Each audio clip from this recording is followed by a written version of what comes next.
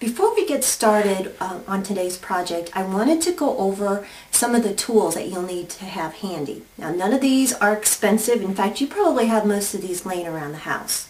First of all, let me show you how I keep my cloud clay. On this particular, on the yellow, I've removed it from its original packaging and I've just put it into a Ziploc baggie that I've removed all the air. Make sure you do this, and that way your cloud clay will stay nice and fresh and you'll be able to use it for a long time.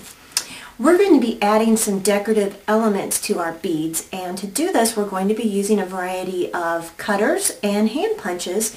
So I have some really small little cutters here. These are actually made for cutting clay, and these are called Kemper cutters. Then I have minor circles, but I have a selection of just regular cookie cutters. And also these are really fun. These are actually cake decorating fondant cutters. So you can find these in the cake supply area of your craft store or at a cake specialty store, but they come in a lot of fun shapes too. Now, if you're a scrapbooking mom, I know you have lots of hand punches and paper punches laying around. So get those out.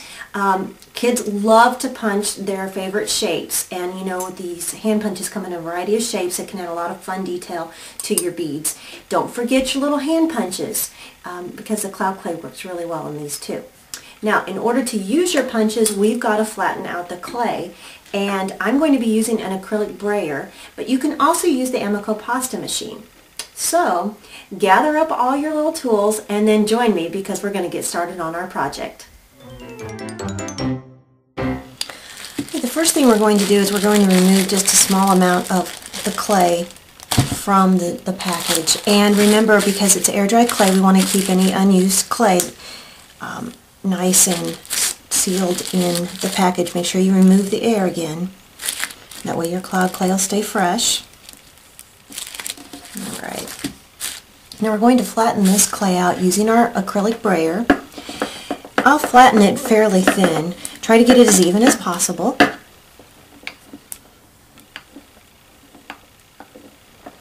Something like this.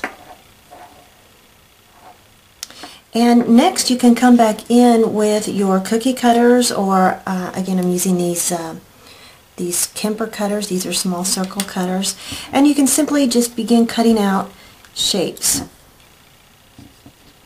just like that and lay those to the side. And you'll want to have a good selection of shapes to choose from when you're embellishing your beads. Oops, that one didn't cut through. Okay, you get the idea. The other thing that you can do is you can allow these to dry completely, like these that I have over here. These have been drying several days, and you can see that once the cloud clay is dry, it's still fairly flexible. And you can come back in and use your hand punches to punch out shapes. Kids love to do this. This is a lot of fun. And set these to the side. Now it's time to hand roll some beads. So I don't use any kind of measuring because I like my beads, and I think the kids like to have beads that are fun and irregular. This amount of clay will make about a 3/4 inch size ball. So all you're going to do is you're going to use this portion of your hand, the palm portion of your hand, to roll into a ball. Make sure that you compress the clay down a little bit as you're rolling it in a circle, and this will help smooth it out and remove any of the little cracks and crease lines here. And if you find that you have little cracks and crease lines, you can just keep rolling until they're removed. Something like this. This is what you'll want. Now you're going to take these shapes that you've cut out earlier, and sometimes it helps to maybe dab your finger in a little bit of water and moisten that up again, and you're simply going to press these shapes into the ball of clay wherever you want them, and do that all the way around. Now that you've added your embellishments all the way around the bead, I have a couple different choices. You can leave your embellishments raised, and that's kind of fun too. Or you can press them into the ball by simply just putting it in your palm and rolling it around. And this will help set those shapes into your bead. Now we have to make a hole. And to make a hole, I use a toothpick. And I simply use a toothpick like a drill, and I twist back and forth while adding gentle pressure until I can feel the tip of the toothpick come out the other side. Then I remove the toothpick and I go back in the opposite side just where I felt the toothpick come out, and I go back through the other way. Now I have completed my bead. After the kids have had fun making their beads, when you put them together, this is really what makes this bracelet fun. And I wanted to show you some of the different patterns that I used. Very simple. Here you can see I've used stripes, and all I've done is I've used a pair of scissors to cut strips from my flattened sheet of cloud clay. You could also use decorative scissors. That's kind of fun too. And then on the ends here, this is just a flower cookie cutter. A little flower that I've stuck on each end of the bead, and then of course the hole goes from side to side.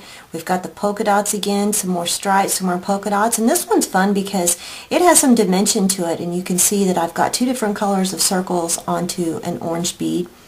Here the stripes go around the bead instead of up and down.